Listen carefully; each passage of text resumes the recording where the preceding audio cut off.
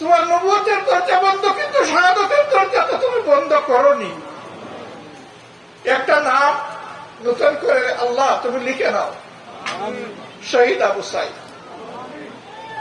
আল্লাহ 24-এর বিপ্লবে আরেকটা আবু সাইদকে আমরা তোমাকে উপহার দিয়েছি, ওটাও আমাদের ছেলে। আল্লাহ এরকম যত আবু সাইদ তোমার প্রয়োজন হয় তোমার দিনের জন্য তুলে নাও, শহীদ হিসাবে তুলে নাও। এই রক্তের বিনিময়ে জমিনকে তুমি পাক সাফ করে দাও। তুমি আমাদের কলিজার টুকরা মাতার তাজ, দুই আমিরে জামাত সহ আমাদের জ্যেষ্ঠ দায়িত্বশীল বৃন্দকে তোমার কাছে নিয়ে গেছো, আমরা তাতেও অখুশি নই, আমরা খুশি। আমাদের বাগানের শ্রেষ্ঠ ফলগুলো আল্লাহ আমরা তোমাকে দিতে পেরেছি। তাদের প্রত্যেকের রক্ত ছিল এই বাগানের গোলাপ।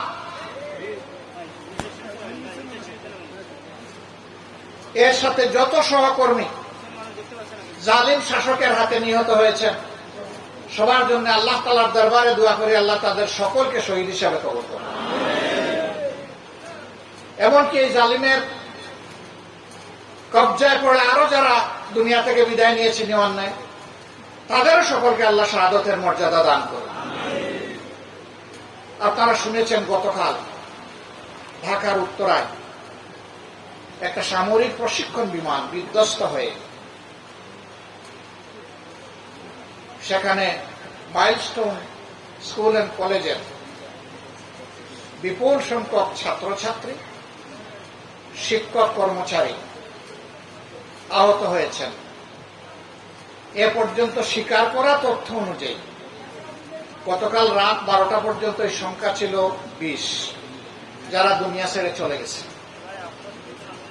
আমি হাসপাতালে গিয়েছিলাম, চিকিৎসকদের সাথে কথা বলেছি, তারা বলেছেন আরো 30 জনের অবস্থা খুবই খারাপ। আল্লাহ ভালো জানেন। এইভাবে আকস্মিক দুর্ঘটনায় পাইলট সহ যারা বিদায় নিলেন, আল্লাহ তাদের সকলকে ক্ষমা করুন, তাদের উপর রহম করুন, তাদেরকে আল্লাহ শহীদ হিসাবে কবুল করুন, তাদের পরিবারকে আল্লাহ সবর দান করুন, এবং যারা আহত আছেন হাসপাতালের বেডে পড়ে গিয়ে পড়ে আছে, আমরা দারুশ শিফার মালিকের কাছে ভিক্ষা চাই, আল্লাহ তাদেরকে সুস্থতার নিয়ামত দান করুন। তাদের আপনজনের বুকে তুলে তাদেরকে ফিরাইয়া দাও আল্লাহ, সুস্থ হালতে ফিরাইয়া দাও।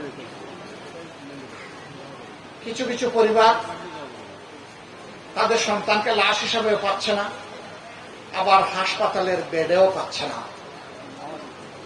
তাদের ব্যাপারটা আরো কষ্টদায়ক।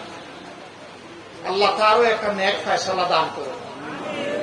তারা বেঁচে থাকলে আপনজনের কুলে সুস্থ হালতে আল্লাহ ফিরাইয়া দিন, চলে গেলে আল্লাহ তাদেরকে সবরে জামিল আতা করুন, এবং চলে যাওয়া লোকগুলোকে আল্লাহ শহীদ হিসাবে কবুল করুন।